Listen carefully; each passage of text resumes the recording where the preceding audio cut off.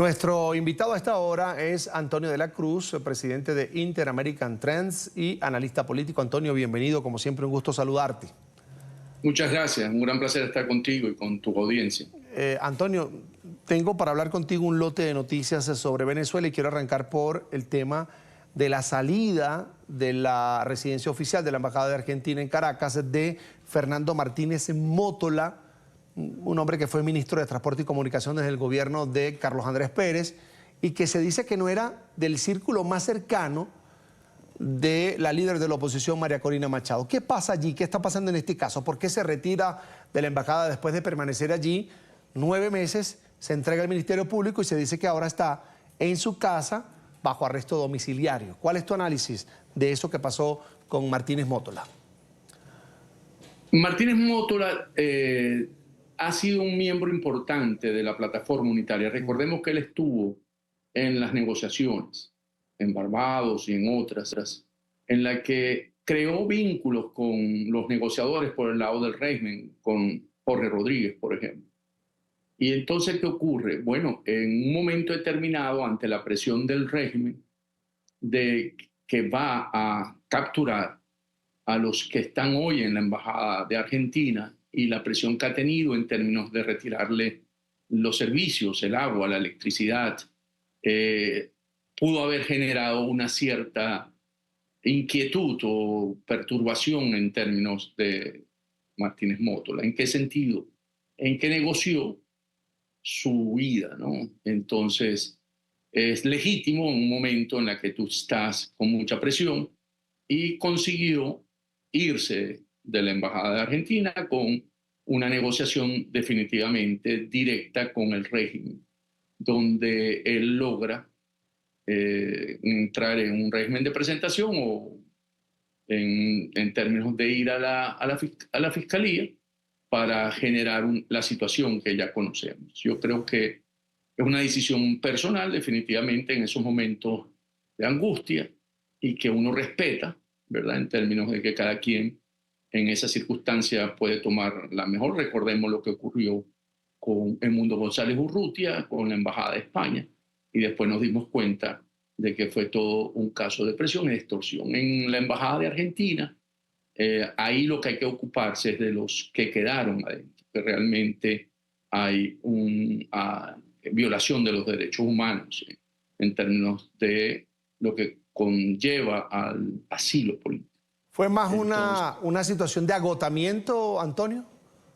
Totalmente. Yo creo, conociendo un poco la trayectoria de lo que ha hecho hasta ahora, que estaba agotado y que le dio miedo, porque debe haber un temor, más que miedo tuvo que haber tenido temor, de que puede haber un ingreso a esa embajada, capturarlo y en ese momento ser acusado de terrorista, que es básicamente lo que dice el comunicado de la Fiscalía, ¿no? De entonces tener pocas opciones, porque el régimen en este momento está jugando muy fuerte a la represión ante los eventos de que se acercan del 10 de enero, ¿no? Entonces, los arrestos, ¿verdad? Las amenazas son las piezas que utiliza para silenciar a la oposición y a la sociedad civil. El haber negociado con el régimen y con la justicia del régimen lo aparta totalmente del objetivo de la oposición. ¿Es correcto, Antonio?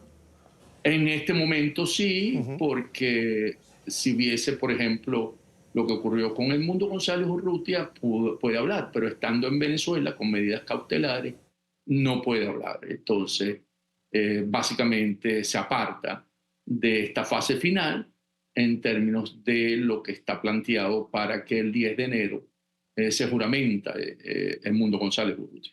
Pasemos a otro tema, Antonio. Hubo una requisa realmente violenta por parte de elementos de los cuerpos de seguridad del régimen de Nicolás Maduro en la cárcel de Ramo Verde.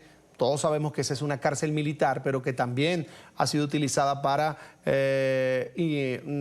recluir allí a presos políticos. Fue el caso de Leopoldo López en su momento y se dio una violenta requisa.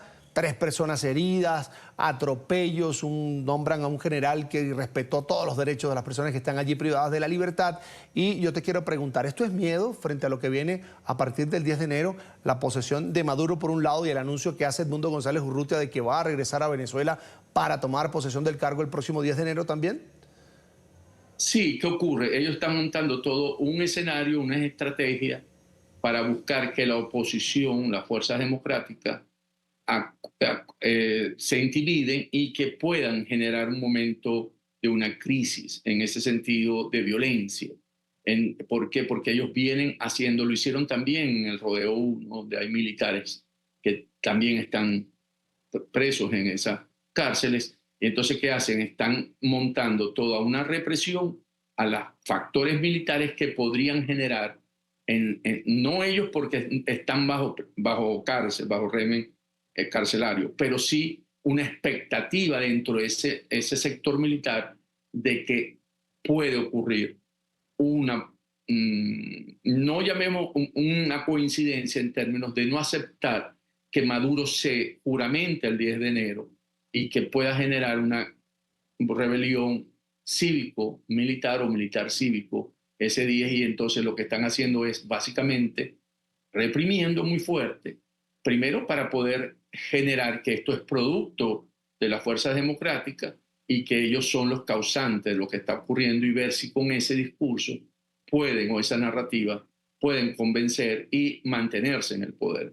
Están usando realmente la represión al máxima expresión para poder así asegurar el mantenerse después del 10 de enero en el poder. Generando terror, es una práctica terrorista, Antonio. Ahora, hablemos de lo que podría estar pasando ahora mismo en los cuarteles, en las fuerzas militares, en los cuerpos de seguridad, que familiares de estas personas padecen la situación de crisis que se vive en ciertos sectores de Venezuela, de la sociedad venezolana. Hay una gente que puede vivir muy bien, eso lo sabes tú muy bien, Antonio, pero hay otra que la está pasando muy mal. Parece, la información que se maneja es que la situación económica de las familias venezolanas es cada vez más paupérrima y comienzan a retroceder y a retroceder, a dejar de comprar ciertas cosas, a dejar de darse ciertos gustos porque no alcanza el dinero. El país, tú lo sabes muy bien, está dolarizado de facto.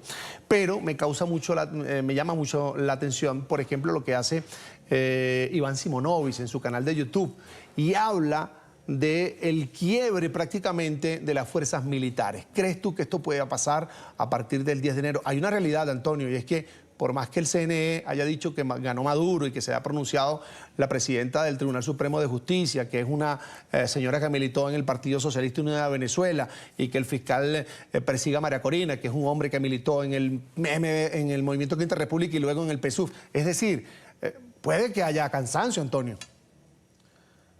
Fíjate, ¿qué ocurre? El 28 de julio, Edmundo González Urrutia recibió el 70% de la voluntad popular. Y eso incluye a la familia militar. Porque al votar el militar y la familia en Venezuela, tener el derecho al voto, eso los incluye. Lo que ocurre es que en el mismo estamento militar, ellos consideran que Maduro debe terminar su periodo del 10 de enero. O sea, hasta ahora ellos no tienen, ellos son el sector militar, no están convencidos en términos de que para nosotros, la oposición, la Fuerza Democrática, o para la Fuerza Democrática, Maduro está usurpando el poder desde el 2018, para ellos no. Entonces ellos están a la expectativa de cerrar el ciclo que le corresponde a Maduro, y a partir del 10 de enero se abre un ciclo nuevo. ¿Un ciclo en qué sentido? En que Maduro es ilegítimo, no tiene la legitimidad de origen, y por lo tanto tiene una alta probabilidad de que hoy ese sector militar que tú mencionas esté coincidiendo mucho con el planteamiento civil, en la que en Venezuela no puede continuar la situación que hoy existe por la crisis económica, porque hoy Maduro es parte del problema, no es parte de la solución. Entonces, si de Maduro continuar en el poder, para ellos mismos una situación muy crítica, no solamente en términos de los militares que no están en el poder, sino sus propios hijos, que seguro, si Maduro continúa en el poder, van a dejar el país, y eso realmente afecta a la familia militar también, y para buscar unas mejores opciones. Y en ese sentido, yo creo que va a coincidir, va a haber acciones coordinadas, seguro, entre ambos sectores, buscando que se respete la soberanía popular del 28 de julio.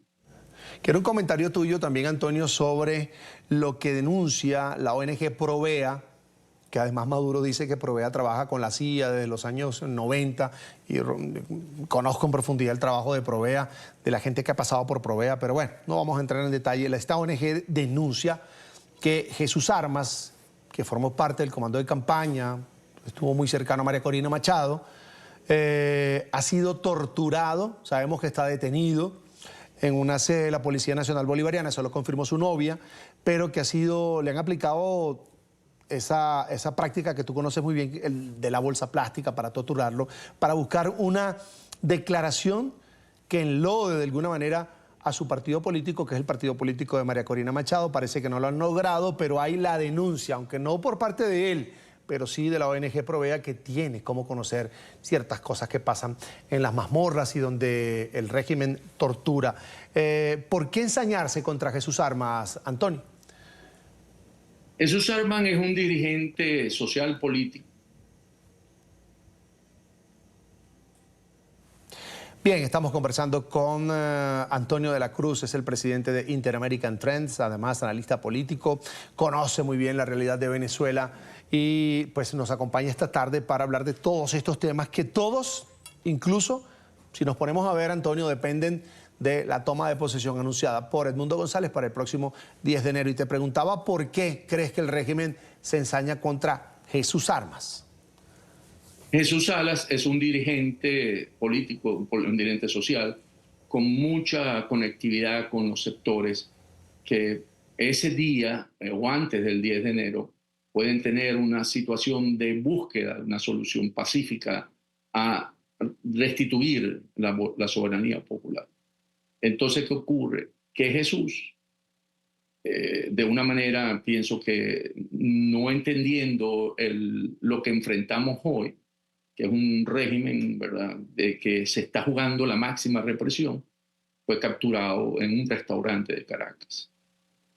Fue secuestrado, capturado y secuestrado en un restaurante de Caracas.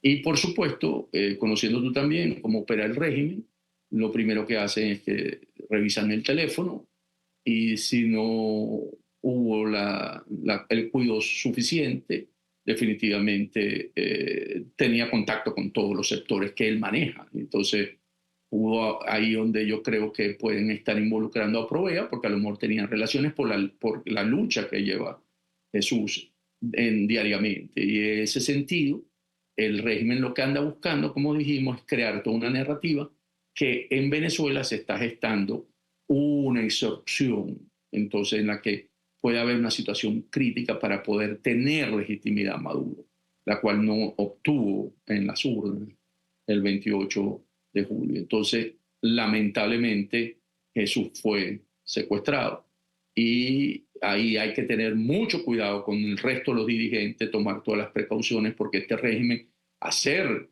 dictatorial, y recordemos que está considerado, cuando uno ve los índices de democracia, por debajo de la dictadura de Nicaragua en términos de libertades y de Cuba. O sea, hoy la dictadura más dura en América Latina es Venezuela.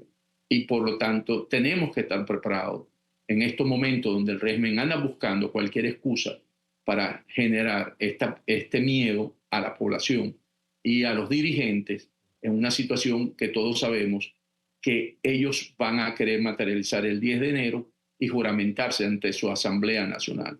Entonces, aquí el llamado es levantar la voz de todo lo que está ocurriendo en Venezuela en estos últimos días, porque vamos a ver una represión mucho mayor de la que estamos viendo en estos momentos.